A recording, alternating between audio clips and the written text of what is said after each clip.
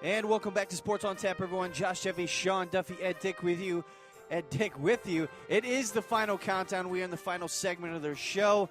We'd like to, again, thank you all for listening. Make sure you subscribe to us on YouTube. Check us out at our new website, sportsontappodcast.com. Among other avenues, Twitter, Facebook, so on and so forth. We are everywhere that you want us to be with your coverage of Northeast Ohio high school football coverage. Speaking of good coverage, we had a good game week 9, a good game if you were an Avon Eagle. Great game if you're an Avon Eagle fan. Yeah. Sean and Rob were headed out to Avon this past week as the Amherst Steel Comets took on the Avon Eagles. So, Sean, take it away. Yeah, when we got into this game, Amherst Steel was sitting in the 8th spot and in the Division II Region 6 standings, whereas Avon was sitting atop the standings. So, this win was important to both teams, but certainly probably more important to the Comets. But let's get right into the action. The Eagles got off to a fast start, taking their opening drive 75 yards for a touchdown, thanks in large part to a 29-yard touchdown run from quarterback Ryan Malloy. Avon led 7-0 early in the first quarter. Avon's defense forced an Amherst fumble on their opening offensive possession, and 2 plays later, Malloy connected with wide receiver Chris Mullins on a 23-yard touchdown strike. Just like that, Avon's up 14-0 midway through the first quarter. Avon would again find the end zone late in the first quarter, this time courtesy of a 6-yard touchdown from running back Tony Eberhardt. At the end of the first quarter, Avon was out to a 21-0 lead. The second quarter, the Avon defense was impressive in the second quarter, shutting down the Comets' star running back Kennedy Scagliozzo. The Comets did not cross the into Eagle territory for the entirety of the second quarter. Amherst's defense was able to hold Avon to only 1 touchdown as opposed to the 3 touchdowns in the first quarter, but it was a 1-yard touchdown run from Eberhardt, his second of the night. Avon was in it with a commanding 28-0 lead at halftime. Amherst got the ball to start the second half, but the Eagle defense picked up right where it left off. Shutting down the Comets on a 4th down try, Avon took over and marched 43 yards down the field for a score. Malloy would find Mullins for a TD for the second time on the evening, this time 35 yards for the touchdown pass. A running clock and a relentless swarming defense found the Eagles leading 35-0 as the third quarter came to a close. Avon's defense was able to dominate most of the fourth quarter, not allowing any scoring chances for the Amherst offense. The Amherst defense was the only one to put up points in the contest, thanks to a 55-yard fumble recovery from Greg Rhodes for a touchdown, and the game would end with Avon winning 35-7. The loss pretty much puts Amherst out of playoff contention for the most part. They need some things to kind of go right for them. Avon improves to 9-0, 8-0 in the Southwestern Conference, guaranteeing them a share of the Southwestern Conference. They will need to beat Berea Mid-Park next week to get the outright title. One thing that was stressed in the post-game interview by Coach Mike Elder was that they don't want the share anymore. They want the outright title. That was one thing he preached to his kids even after the big win over Amherst. Yeah. Amherst Steel falls to 7-2, 6-2 in the conference. As I mentioned, they are sitting, I believe, in 13th now of the division. Amherst is 10th. 10th, I'm sorry. Amherst is 10th, and I believe they are 5. They're 4-4 in the conference. 4-4 in the conference. I apologize. I don't know where I got 6-2. But yes, it's they're not out of it completely, but again, they're maybe in the same position Brunswick was in. They're in a spot where they're in the same spot. I would say, yeah, Brunswick for sure, but I would say North Royalton is. They're both playing winless teams, right? Yeah, so they're not going to get any points. They're not going to get any second-level points from beating their opponents. I mean, Amherst is going to take on an 0-9 Wesley team. They're not going to get any second-level points there. So not only do they need to win, they do need other teams to lose, like Toledo St. John's. And looks like Holland Springfield can jump them with a victory. Avon Lake can jump them with a victory. Yeah. So a lot needs to go right for Amherst Steel in order to be able to clinch that last playoff spot in Division to Region 6. And one of the things in my article I pointed out was that the players of the game got to go to the Avon defense. I mean, Kennedy Scaglioso he was a man amongst boys in a lot of the games that Rob covered this year, and to hold him out of the end zone and pretty much in check all night. I mean, again, when I say they didn't cross into the territory, at one point I don't remember them being in Eagle territory for more than 3 or 4 yards, and that defense was swarming. They weren't allowing any extra reps. At one point, Scaglioso took over at quarterback just to do direct snaps, and they were all over him in the backfield.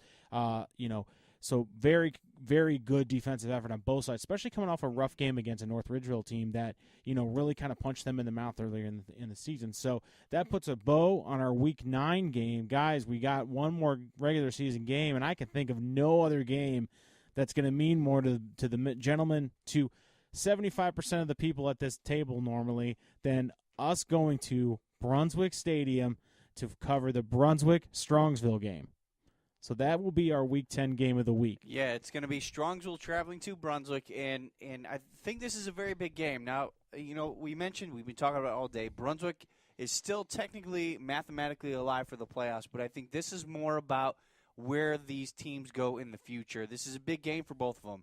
They had the same exact records last year. Mm-hmm. They have the same exact records going into this game this week. And whether we mentioned rivalry games, records aside, this one is a big one. And, yes, call me biased because I've been a part of this, not only in football but basketball. So this is a big game. Whenever you play Strongsville, you get up for it. And it's vice versa on their side.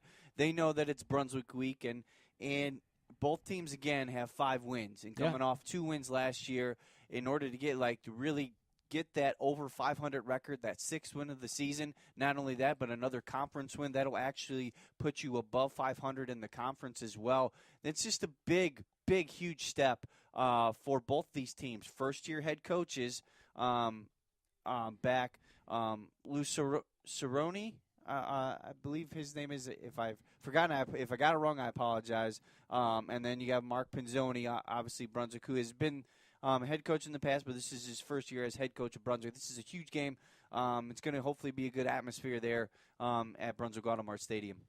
I'm excited because I'm pretty sure at one point the non-bias of our coverage team is going to be out the window by about halftime. I'm waiting for Josh and Rob to basically have Brunswick hats on. They may not even go over to because normally what we do is we cover on the home side on the first half and then go over to the away side. I don't even think they cross that side of the field on Friday night. I'll be watching. I just wanted to make a correction. It's actually Lou Serino, okay, the head coach of Strongsville. Even though I am a Brunswick alum, I shouldn't have to get his name right, especially this week. But I will. I'll be unbiased in this one, so I apologize on that one, Coach. And all 4 of us will be there. Ed will be doing his normal duties, yelling at kickers, doing what he does, which will be great. Yeah, I will be completely biased. Yeah, he will. No, yeah. Ed we're going to try. We'll do our best to get an interview with Ed, depending upon the outcome of that game, and we'll have to judge whether or not we can air it later. Yeah, we'll see about that. This game's been a big part of my life for almost the better part of 20 years, whether as a player and as a coach. Even before that, when we were in middle school and getting up high school, even elementary school, that was always a big game. It was always week 10. It usually always came down to the Pioneer Conference Championship was that game. So now it's Greater Cleveland Conference, and the conference championship's not on the line. Bragging rights sure the hell is. So it's going to be fun for sure.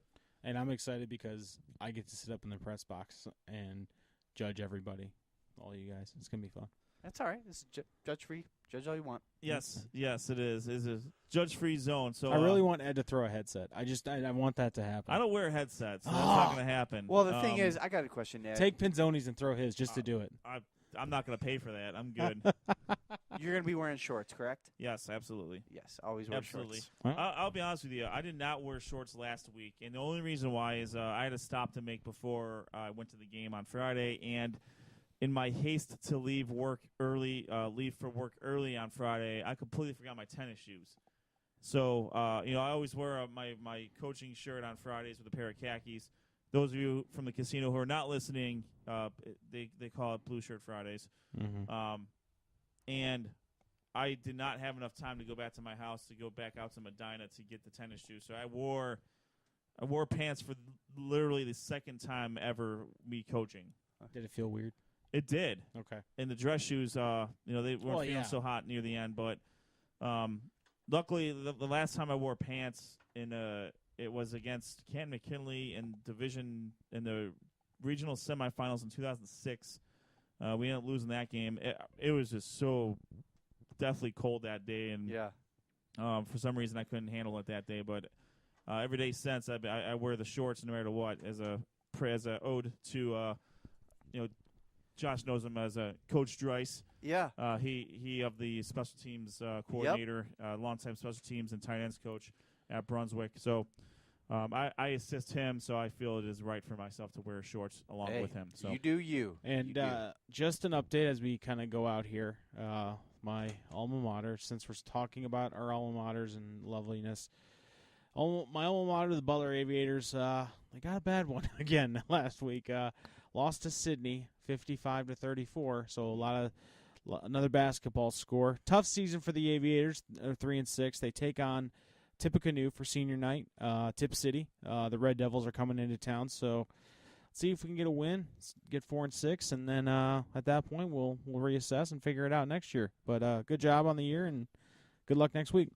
The Fayetteville Rockets, head coach Kevin Finch, they had a tough one against Blanchester.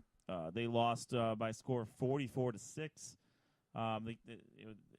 Blanchester had twice the amount of players on their team and just physically bigger, and unfortunately there wasn't much the Rockets could do about that. And it doesn't get any easier in Week 10. They will host Bethel Tate, who is 9-0 on the year. And talking with head coach Finch a little bit before the season started, this is a new conference that they're in, and they are playing a lot of teams that are on the Division 5, Division 4 level. They are a generously they're right on the line between Division 6 and Division 7, and right now to this year they're in Division 6. So they're playing teams that are much bigger than they are as far as population is concerned. He gets his players up every week to play, and they've done well. But I think it's going to be tough sledding this week for Coach Finch. I'm never going to count him out, but hopefully they can play spoiler and ruin Bethel Tate's perfect season so far as they prepare for the playoffs in Division 5, Region 20. Fayetteville is mathematically eliminated from Division 6, Region 24, but nonetheless. Nothing to be ashamed of. Much like Sean with the Butler Aviators, I say the same thing about the Fayetteville Rockets. Tough conference that they're in, and they'll have to reload next year and hopefully get back after it. All right, guys. Well, that wraps up. We got one more week left in the regular season, then we get on to the playoffs. So again, we'll be at Brunswick Automart Stadium this Friday. Look for us there. Make sure you're following us during the game at SOT Podcast on Twitter for live scoring updates, videos, pictures, all good stuff. And then after the game, head over to sportsontappodcast.com and see our article written up by our one and only Sean Duffy, all the good stuff. And then we'll reconvene back here next Monday, starting at 7:30 to recap Week 10 and then talk playoffs, because the playoffs will be starting that week. We will have the matchups available.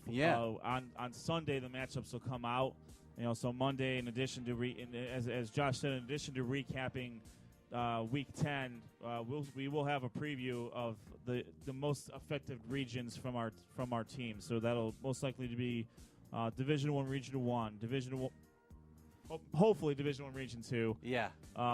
Division 2, Region 5, Division 2, Region 6, Division 3, Region 9, and then any other teams that we feel the need to talk about, we'll do that there. Yeah, we'll encompass it. It's a big week, of course. The end of the season winding down, plays beginning.